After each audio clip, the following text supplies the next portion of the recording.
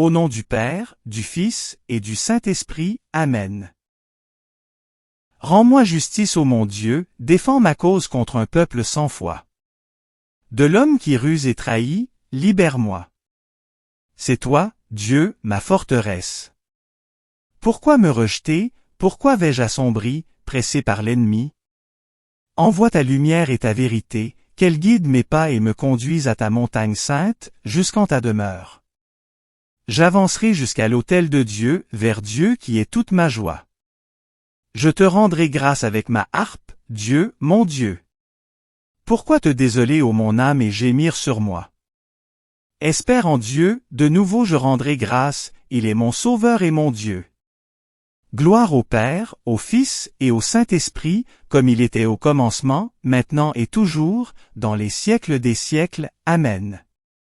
Notre secours est dans le nom du Seigneur, il a fait le ciel et la terre. Soyez les bienvenus en ce lundi de la 22e semaine du temps ordinaire. Aujourd'hui, la parole de Dieu nous rappelle que notre foi ne repose pas sur la sagesse des hommes, mais sur la puissance de Dieu. Dans l'Évangile, Jésus se révèle comme celui qui vient accomplir la promesse de Dieu et annoncer la bonne nouvelle aux pauvres. Ouvrons donc notre cœur à sa présence et à sa parole. Au commencement de cette célébration, reconnaissons humblement que nous avons parfois fermé notre cœur à la voix du Seigneur et résisté à sa grâce. Avec confiance en sa miséricorde, reconnaissons que nous sommes pécheurs. Je confesse à Dieu Tout-Puissant, je reconnais devant vous, frères et sœurs, que j'ai péché, en pensée, en parole, par action et par omission. C'est ma faute, c'est ma faute, c'est ma très grande faute. C'est pourquoi je supplie la bienheureuse Vierge Marie, les anges et tous les saints, et vous aussi, frères et sœurs, de prier pour moi le Seigneur notre Dieu. Dieu, tournez-vous vers nous et donnez-nous la vie. Votre peuple se réjouira en vous. Montrez-nous, Seigneur, votre miséricorde. Accordez-nous votre salut. Seigneur, exaucez ma prière. Que mon appel parvienne jusqu'à vous. Chantez au Seigneur un chant nouveau, chantez au Seigneur, terre entière. Devant lui, splendeur et majesté, dans son sanctuaire, puissance et beauté. Seigneur, ayez pitié, Seigneur, ayez pitié, Seigneur, ayez pitié. Ô Christ, ayez pitié, ô Christ, ayez pitié, ô Christ, ayez pitié. Seigneur, ayez pitié, Seigneur, ayez pitié, Seigneur, ayez pitié. Prions. Dieu éternel et tout-puissant, dans ta bienveillance, dirige nos actions, afin qu'au nom de ton Fils bien-aimé, nous portions des fruits en abondance, par Jésus le Christ notre Seigneur, qui vit et règne avec toi et le Saint-Esprit, Dieu, pour les siècles des siècles. Amen. De la première lettre de Saint Paul apôtre aux Corinthiens. Frères, quand je suis venu chez vous, je ne suis pas venu vous annoncer le mystère de Dieu avec le prestige du langage ou de la sagesse. Parmi vous, je n'ai rien voulu connaître d'autre que Jésus-Christ, ce Messie crucifié. Et c'est dans la faiblesse, craintif et tout tremblant, que je me suis présenté à vous. Mon langage, ma proclamation de l'Évangile, n'avait rien d'un langage de sagesse qui veut convaincre, mais c'est l'Esprit et sa puissance qui se manifestaient, pour que votre foi repose, non pas sur la sagesse des hommes, mais sur la puissance de Dieu. Parole du Seigneur, nous rendons grâce à Dieu. De quel amour, Seigneur, j'aime ta loi. De quel amour j'aime ta loi, tout le jour je la médite. Je surpasse en habileté mes ennemis, car je fais mienne pour toujours tes volontés. De quel amour, Seigneur, j'aime ta loi. Je surpasse en sagesse tous mes maîtres, car je médite tes exigences. Je surpasse en intelligence les anciens, car je garde tes préceptes. De quel amour, Seigneur, j'aime ta loi. Des chemins du mal, je détourne mes pas afin d'observer ta parole. De tes décisions, je ne veux pas m'écarter, car c'est toi qui m'enseignes. De quel amour, Seigneur, j'aime ta loi. Alléluia, Alléluia. L'Esprit du Seigneur est sur moi, il m'a envoyé porter la bonne nouvelle aux pauvres. Alléluia, Alléluia. Évangile de Jésus-Christ selon saint Luc, gloire à toi Seigneur. En ce temps-là, Jésus vint à Nazareth, où il avait été élevé. Selon son habitude, il entra dans la synagogue le jour du sabbat, et il se leva pour faire la lecture. On lui remit le livre du prophète Isaïe. Il ouvrit le livre et trouva le passage où il est écrit « L'Esprit du Seigneur est sur moi parce que le Seigneur m'a consacré par l'onction. Il m'a envoyé porter la bonne nouvelle aux pauvres, annoncer aux captifs leur libération, et aux aveugles qu'ils retrouveront la vue, remettre en liberté les opprimés, annoncer une année favorable accordée par le Seigneur. » Jésus referma le livre, le rendit aux servants et s'assit. Tous, dans la synagogue, avaient les yeux fixés sur lui. Alors il se mit à leur dire, « Aujourd'hui s'accomplit ce passage de l'Écriture que vous venez d'entendre. » Tous lui rendaient témoignage et s'étonnaient des paroles de grâce qui sortaient de sa bouche. Il se disait, « N'est-ce pas là le fils de Joseph ?» Mais il leur dit, « Sûrement vous allez me citer le dicton, médecin, guéris-toi toi-même, et me dire, « Nous avons appris tout ce qui s'est passé à Capharnaüm, fais donc de même ici dans ton lieu d'origine. » Puis il ajouta, « Amen, je vous le dis, aucun prophète ne trouve un accueil favorable dans son pays. En vérité, je vous le dis, au temps du prophète Élie, lorsque pendant 3 ans et demi le ciel retint la pluie, et qu'une grande famine se produisit sur toute la terre, il y avait beaucoup de veuves en Israël, pourtant Élie ne fut envoyé vers aucune d'entre elles, mais bien dans la ville de Sarepta, au pays de Sidon, chez une veuve étrangère. Au temps du prophète Élisée, il y avait beaucoup de lépreux en Israël, et aucun d'eux n'a été purifié, mais bien Naman le Syrien. À ces mots, dans la synagogue, tous devinrent furieux. Ils se levèrent, poussèrent Jésus hors de la ville, et le menèrent jusqu'à un escarpement de la colline où leur ville est construite, pour le précipiter en bas. Mais lui, passant au milieu d'eux, allait son chemin. Acclamons la parole de Dieu, louange à toi Seigneur Jésus.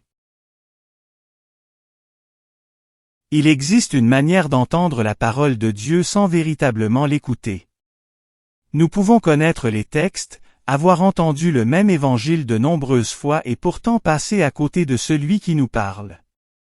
C'est l'un des avertissements profonds de l'évangile d'aujourd'hui. Jésus revient à Nazareth. Il entre dans la synagogue où il avait l'habitude de se rendre. Autour de lui se trouvent des hommes et des femmes qui le connaissent depuis longtemps. Certains l'ont probablement vu grandir. Et pourtant, lorsqu'il se tient devant eux, il découvre qu'il est possible d'être proche de Jésus humainement et de demeurer loin de lui intérieurement. Jésus ouvre le livre du prophète Isaïe et proclame que l'Esprit du Seigneur repose sur lui, qu'il est envoyé porter la bonne nouvelle aux pauvres, annoncer aux captifs leur libération, rendre la vue aux aveugles et annoncer une année favorable accordée par le Seigneur. Puis il referme le livre. Tous les regards se tournent vers lui et Jésus prononce cette parole extraordinaire, « Aujourd'hui s'accomplit ce passage de l'Écriture que vous venez d'entendre. » Aujourd'hui. Voilà peut-être le mot essentiel de cet évangile. Jésus ne dit pas seulement qu'autrefois Dieu a parlé ou qu'un jour Dieu accomplira ses promesses. Il dit, « Aujourd'hui. » Dieu vient aujourd'hui. Dieu parle aujourd'hui. Dieu veut libérer aujourd'hui. Dieu veut guérir aujourd'hui. Dieu veut rejoindre le pauvre et ouvrir les yeux de celui qui ne voit plus aujourd'hui. Et c'est précisément là que commence la difficulté. Nous aimons parfois davantage un Dieu dont nous pouvons parler qu'un Dieu qui vient bouleverser notre vie. Nous sommes à l'aise avec le Dieu de nos habitudes et de nos prières familières. Mais lorsque sa parole devient vivante et vient toucher une blessure, remettre en question une habitude, demander un pardon ou provoquer une conversion, alors nous pouvons nous retrouver parmi les habitants de Nazareth. Il commence par admirer Jésus. Puis surgit cette question, n'est-ce pas là le fils de Joseph? Autrement dit, nous le connaissons. Et voilà leur piège. Ils pensent tellement connaître Jésus qu'ils ne sont plus capables de recevoir le mystère qui se révèle devant eux. Ils connaissent son histoire, mais ne reconnaissent plus la présence de Dieu. Cette tentation peut devenir la nôtre. Nous connaissons le nom de Jésus. Nous connaissons sa croix, ses paraboles et ses paroles. Nous avons prié le Notre Père tant de fois et entendu proclamer l'Évangile dimanche après dimanche. Mais connaître des choses sur Jésus n'est pas encore connaître Jésus. La foi commence véritablement lorsque nous acceptons que le Christ puisse encore nous surprendre. Il peut nous parler à travers une parole que nous pensions connaître par cœur. Il peut nous rejoindre par une personne dont nous n'attendions rien. Il peut nous demander de pardonner là où nous pensions le pardon impossible. Il peut nous inviter à recommencer lorsque nous avions décidé que tout était terminé. Il peut venir déranger nos certitudes pour nous conduire plus profondément dans la vérité. C'est alors que la première lecture prend toute sa force. Saint Paul arrive auprès des Corinthiens sans chercher à les éblouir. Il aurait pu s'appuyer sur son intelligence, sa culture ou son talent pour argumenter. Pourtant, il choisit une autre voie. Il vient dans la faiblesse, dans la crainte, tout tremblant. Et au centre de son annonce, il ne veut placer qu'une seule réalité, Jésus-Christ, et Jésus-Christ crucifié. Paul nous rappelle ainsi que la foi chrétienne ne repose pas d'abord sur la performance de celui qui parle. Elle repose sur Dieu. Voilà pourquoi nous n'avons pas besoin d'être extraordinaires pour devenir témoins du Christ. Nous n'avons pas besoin d'avoir réponse à tout ni d'être parfaits avant de nous approcher de Dieu. Nous pouvons venir avec nos faiblesses, nos hésitations et nos blessures. Au cœur même de notre faiblesse peut se manifester une puissance qui ne vient pas de nous, celle de Dieu. Les habitants de Nazareth, eux, voudraient un Messie qui corresponde à leurs attentes. Mais Jésus leur rappelle l'histoire d'Élie et de la veuve de Sarepta, puis celle d'Élisée et de Naaman le Syrien. Dans les deux cas, la grâce de Dieu franchit les frontières attendues. Et cela devient insupportable. Dieu est libre. Nous aimerions parfois décider où Dieu devrait agir, qui il devrait bénir, qui mérite sa miséricorde et qui ne la mérite pas. Mais l'amour de Dieu refuse nos frontières. Sa grâce peut rejoindre celui que nous avions condamné. Sa miséricorde peut entrer dans la vie de celui que nous pensions indigne. Dieu peut relever celui dont nous pensions qu'il ne changerait jamais. L'Évangile nous oblige alors à regarder notre propre cœur. Y a-t-il quelqu'un dont nous avons décidé qu'il ne changera jamais? Une personne que nous avons enfermée pour toujours dans son passé, dans son erreur ou dans une blessure qu'elle nous a causée? Si Dieu ouvrait aujourd'hui les bras à cette personne, serions-nous capables de nous en réjouir? C'est peut-être là que Nazareth se trouve beaucoup plus près de nous que nous ne le pensions. La foule passe de l'admiration à la colère. Ceux qui écoutaient Jésus veulent maintenant le conduire hors de la ville pour le précipiter en bas de la montagne. Pourquoi? Parce que Jésus a refusé de confirmer leur certitude. La parole de Dieu ne nous est pas donnée simplement pour nous rassurer. Elle console, relève, guérit et donne l'espérance. Mais elle est aussi une lumière qui révèle ce que nous préférerions parfois laisser dans l'ombre. Elle nous montre nos résistances, nos jugements et les portes que nous avons fermées. Mais si Dieu nous montre tout cela, ce n'est jamais pour nous écraser. C'est pour nous libérer. Car il existe aussi des prisons intérieures. Nous pouvons être prisonniers d'une rancune, d'un regret, de la peur, du regard des autres, de notre passé ou d'une culpabilité que nous continuons de porter. Et Jésus vient nous dire, « Aujourd'hui, je veux ouvrir la porte. » Voilà peut-être la bonne nouvelle que nous devons garder, il existe encore un aujourd'hui de Dieu pour chacun de nous. Peu importe ce qui s'est passé hier.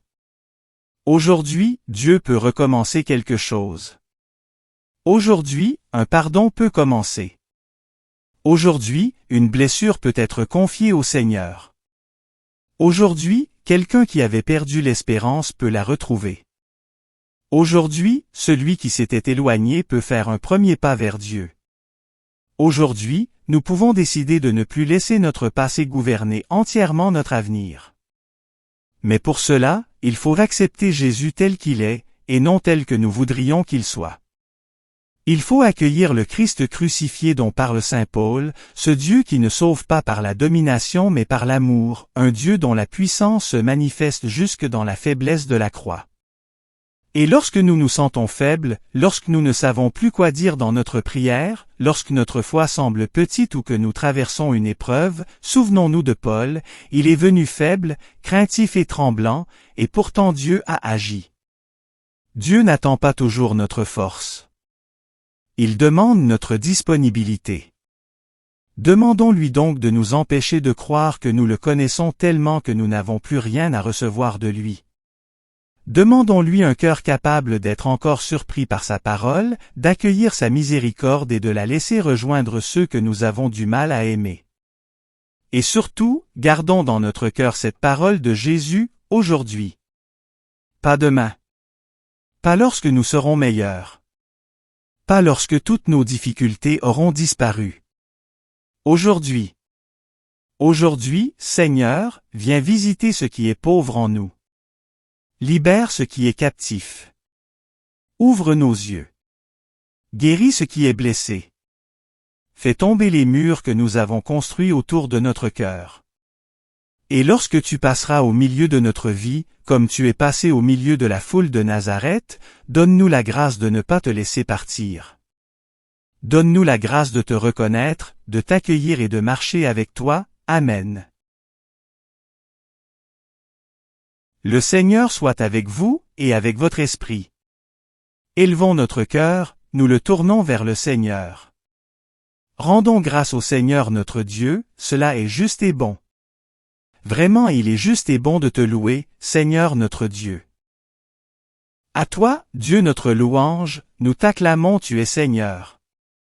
À toi, Père éternel, l'hymne de l'univers. Devant toi se prosternent les archanges, les anges et les esprits des cieux, ils te rendent grâce, ils adorent et ils chantent. Saint, Saint, Saint, le Seigneur Dieu de l'univers, le ciel et la terre sont remplis de ta gloire, Hosanna, au plus haut des cieux, béni soit celui qui vient au nom du Seigneur, Hosanna, au plus haut des cieux. C'est toi que les apôtres glorifient, toi que proclament les prophètes, toi dont témoignent les martyrs, c'est toi que par le monde entier l'Église annonce et reconnaît. Dieu, nous t'adorons. Père infiniment saint, Fils éternel et bien-aimé, Esprit de puissance et de paix. Christ, le Fils du Dieu vivant, le Seigneur de la gloire, tu n'as pas craint de prendre chair dans le corps d'une vierge pour libérer l'humanité captive. Par ta victoire sur la mort, tu as ouvert à tout croyant les portes du royaume, tu règnes à la droite du Père et tu viendras pour le jugement. Montre-toi le défenseur et l'ami des hommes sauvés par ton sang, prends-les avec saint Charles Borromée, saint Carlo Acutis et tous les saints, dans ta joie et dans ta lumière. Sauve ton peuple Seigneur, et bénis ton héritage. Dirige les tiens et conduis-les jusque dans l'éternité. Chaque jour nous te bénissons et nous louons ton nom à jamais, et dans les siècles des siècles. Daigne Seigneur en ce jour, nous garder de tout péché. Aie pitié de nous Seigneur, aie pitié de nous. Que ta miséricorde soit sur nous Seigneur, car nous avons mis en toi notre espérance. En toi Seigneur, j'ai mis mon espérance, que je ne sois jamais confondu. Prions pour notre pape Léon. Prions pour tous les évêques, les prêtres et les diacres. Prions aussi pour toutes les personnes qui se sont endormies dans l'espérance de la résurrection et qui sont auprès de toi. Comme le Christ nous a enseigné, et selon son commandement, nous osons dire: Notre Père, qui es aux cieux, que ton nom soit sanctifié, que ton règne vienne, que ta volonté soit faite sur la terre comme au ciel. Donne-nous aujourd'hui notre pain de ce jour, pardonne-nous nos offenses comme nous pardonnons aussi à ceux qui nous ont offensés. Ne nous laisse pas entrer en tentation, mais délivre-nous du mal. Amen. Prions. Seigneur notre Dieu, au terme de cette liturgie de la parole, nous te rendons grâce pour ta présence au milieu de nous. Apprends-nous à ne pas chercher notre force dans la sagesse humaine, mais à mettre toute notre foi en Jésus-Christ crucifié et ressuscité. Comme il l'a proclamé dans la synagogue de Nazareth, que sa parole accomplie aujourd'hui ouvre nos cœurs, relève ceux qui souffrent et nous rende attentifs aux signes de ta grâce. Donne-nous d'accueillir ton Fils sans résistance, de reconnaître sa présence dans notre quotidien et de témoigner avec simplicité et courage de ton amour. Que ta parole demeure vivante en nous et guide chacun de nos pas, par Jésus, le Christ, notre Seigneur. Amen. Le Seigneur soit avec vous, et avec votre esprit. Que le Seigneur vous protège et vous garde, qu'il fasse briller sur vous son visage, qu'il vous prenne en grâce et vous donne sa paix. Et que Dieu Tout-Puissant vous bénisse, le Père, le Fils et le Saint-Esprit. Amen. Commencement de l'Évangile, selon saint Jean, gloire à toi Seigneur. Au commencement était le Verbe, et le Verbe était auprès de Dieu. Et le Verbe était Dieu. Il était au commencement, auprès de Dieu. C'est par lui que tout est venu à l'existence. Et rien de ce qui s'est fait ne s'est fait sans lui. En lui était la vie, et la vie était la lumière des hommes. La lumière brille dans les ténèbres et les ténèbres ne l'ont pas arrêtée. Il y eut un homme envoyé par Dieu. Son nom était Jean. Il est venu comme témoin, pour rendre témoignage à la lumière, afin que tous croient par lui. Cet homme n'était pas la lumière, mais il était là pour rendre témoignage à la lumière. Le Verbe était la vraie lumière, qui éclaire tout homme, en venant dans le monde. Il était dans le monde, et le monde était venu par lui, à l'existence. Mais le monde ne l'a pas reconnu. Il est venu chez lui, et les siens ne l'ont pas reçu. Mais à tous ceux qui l'ont reçu, il a donné de pouvoir devenir enfants de Dieu, eux, qui croient en son nom. Ils ne sont pas nés du sang, ni d'une volonté charnelle, ni d'une volonté d'homme. Ils sont nés de Dieu. Et le Verbe s'est fait chair. Il a habité parmi nous. Et nous avons vu sa gloire, la gloire qu'il tient de son Père, comme Fils unique, plein de grâce et de vérité. Suivant la belle tradition de l'Église, récitons ensemble les prières léonines, demandant l'intercession de la bienheureuse Vierge Marie et la protection de Saint Michel Archange, afin que la lumière du Christ ressuscité triomphe toujours du mal. Je vous salue Marie pleine de grâce, le Seigneur est avec vous, vous êtes bénie entre toutes les femmes, et Jésus, le fruit de vos entrailles est béni. Sainte Marie, Mère de Dieu, priez pour nous pauvres pécheurs, maintenant, et à l'heure de notre mort. Amen. Je vous salue Marie pleine de grâce, le Seigneur est avec vous, vous êtes bénie entre toutes les femmes, et Jésus, le fruit de vos entrailles est béni. Sainte Marie, Mère de Dieu, priez pour nous pauvres pécheurs, maintenant, et à l'heure de notre mort. Amen. Je vous salue Marie pleine de grâce, le Seigneur est avec vous, vous êtes bénie entre toutes les femmes, et Jésus, le fruit de vos entrailles est béni. Sainte Marie, Mère de Dieu, priez pour nous pauvres pécheurs, maintenant, et à l'heure de notre mort. Amen. Salut ô Reine, Mère de miséricorde, notre vie, notre douceur, notre espérance, salut. Enfants d'Ève exilés, nous crions vers vous. Vers vous, nous soupirons, gémissant et pleurant dans cette vallée de larmes. Ô vous, notre avocate, tournez vers nous votre regard miséricordieux, et après cet exil, montre-nous Jésus, le fruit béni de vos entrailles. Ô clémente, ô miséricordieuse, ô douce Vierge Marie. Priez pour nous, Sainte Mère de Dieu, afin que nous soyons rendus dignes des promesses du Christ. Prions. Ô Dieu, notre refuge et notre force, jetez un regard favorable sur le peuple qui crie vers vous.